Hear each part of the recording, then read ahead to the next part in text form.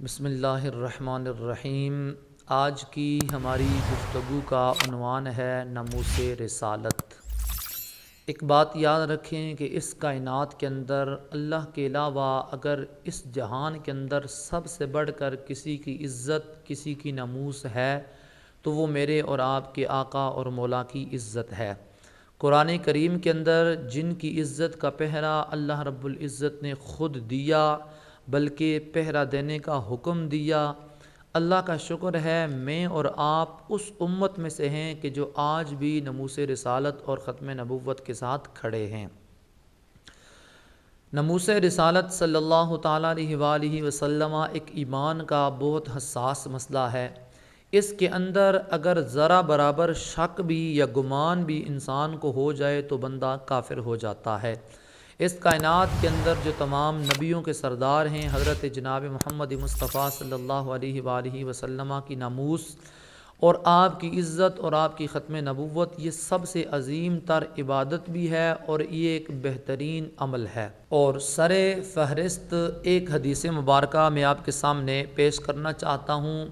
شفا شریف کے اندر حضرت قاضی ایاز مالکی رحمۃ اللہ تعالیٰ علیہ نے اسے بڑی سند کے ساتھ نقل فرمایا کہ آقا علیہ الصلاۃ والسلام نے خود ارشاد فرمایا کہ من سب اللہ فاقتلوا، کہ جو اللہ کو گالی دے تم اسے قتل کر دو، ومن سب نبیا فاقتلوہ، جو کسی بھی نبی کو گالی دے اسے بھی قتل کرو، ومن سب اصحابی فاضربوہ، جو کسی صحابی کو گالی دے تم اسے مارو، اسے سزا دو۔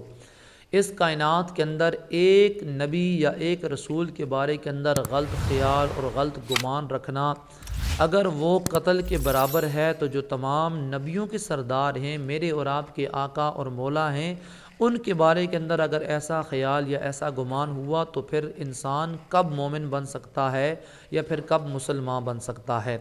میرے آقا اور مولا صلی اللہ تعالیٰ علیہ وآلہ وسلم نے اپنی زندگی کے اندر خود اپنے گستاخوں کو مارنے کا حکم دیا، بلکہ جنگ بدر کا نقشہ میں آپ کے سامنے عرض کروں۔ عشرہ مبشرہ میں سے صحابی حضرت عبیدہ بن الجراح رضی اللہ تعالی عنہ وہ عظیم صحابی ہیں کہ جو میرے آقا کے ایک خوبصورت اور بہترین کمانڈر غلام ہیں۔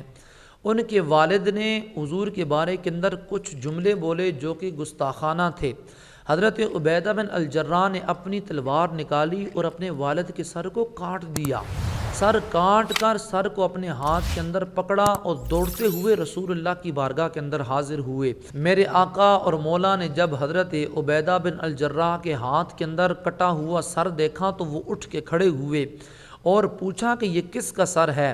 حالانکہ حضور یہ سارا ماجرا جانتے تھے، لیکن صحابہ کو گواہ بنانے کے لیے اور امت کو تعلیم دینے کے لیے حضور نے یہ عمل کیا۔ پوچھا کہ یہ کس کا سر ہے؟ صحابی رسول نے عرض کی یہ تو میرے والد کا سر ہے، یعنی حضرت عبیدہ بن الجراح نے عرض کی یا رسول اللہ یہ میرے باپ کا سر ہے۔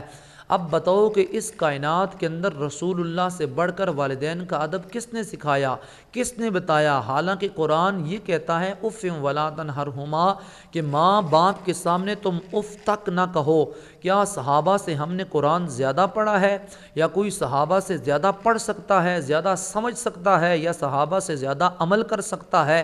جواب یہ آتا ہے کہ ہرگز نہیں، وہ امت میں سے اولین درجے کے اوپر فائز تھے، وہ زیادہ پڑھے لکھے تھے، وہ زیادہ سمجھتے تھے، وہ زیادہ عمل کرتے تھے، ان کا عمل بہترین تھا۔ لیکن یہ آیت بھی انہیں آتی تھی، اس کا معنی بھی پتہ تھا، اس کا مطلب بھی انہیں آتا تھا، لیکن رسول اللہ کی بارگاہ کے اندر سر کو کاٹ کے لے کر حاضر ہوئے۔ یا رسول اللہ یہ میرے باپ کا سر ہے۔ حضور نے فرمایا کہ ابو عبیدہ کوئی باپ کو بھی مارتا ہے، باپ کے سر کو بھی کوئی کاٹتا ہے؟ اس نے عرض کی یا رسول اللہ کوئی اور ہو تو وہ نہیں کاٹتا، لیکن باپ اگر آپ کی گستاخیوں کے اوپر اترے یا آپ کے بارے کے اندر کچھ جملے بولے یا پھر کوئی گستاخی کرے تو پھر غلاموں سے یہ بات ہضم نہیں ہوتی، پھر غلاموں کو چین نہیں ملتا۔ بے شک میرا باپ صحیح، بے شک میں اس کی وجہ سے اس دنیا کے اندر آیا، لیکن یا رسول اللہ آپ کی عزت سے بڑھ کر کوئی چیز مجھے نہیں ہے، آپ کی عزت اولین درجہ ہے، آپ کی عزت پہلے ہے۔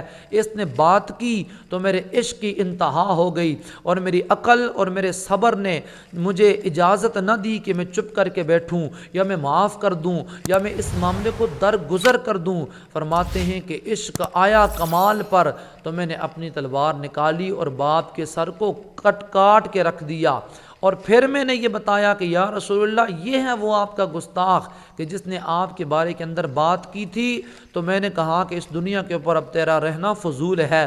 حضور علیہ الصلاۃ والسلام نے ابو عبیدہ سے فرمایا کہ پھینک دے اس گستاخ کا سر۔ حضرت ابو عبیدہ نے اس سر کو پھینکا تو حضور نے حضرت ابو عبیدہ کے ماتھے کے اوپر بوسہ دیا، اور آقا علیہ الصلاۃ والسلام نے اپنے غلام کو شاباش سے نوازا۔ یہ حدیث، یہ صحابی کا عمل اور یہ ساری روایت ہمیں یہ بتاتی ہے کہ ناموس رسالت کے مقابلے کے اندر کوئی باپ آ جائے یا کوئی رشتہ دار آئے یا کوئی بڑے سے بڑا حاکم آ جائے، کوئی بڑا حکمران آ جائے، کوئی بھی آ جائے، وہ کوئی معنی نہیں رکھتا۔ سب سے پہلے ناموس رسالت ختم نبوت ہے۔ اس لیے اس کائنات کے اندر ہم نے اگر اپنے ایمان کو کامل رکھنا ہے، ہم نے کلمے کے اوپر اگر صحیح معنوں کے اندر عمل کرنا ہے، تو ہمیں رسول اللہ کی ناموس رسالت اور ختم نبوت کے اوپر پہرا دینا فرض ہوگا۔ یہ ہمارا عمل ہوگا۔ اللہ رب العزت ہمیں اسی جماعت کے اندر رہنے کی توفیق اور ہمت عطا فرمائے۔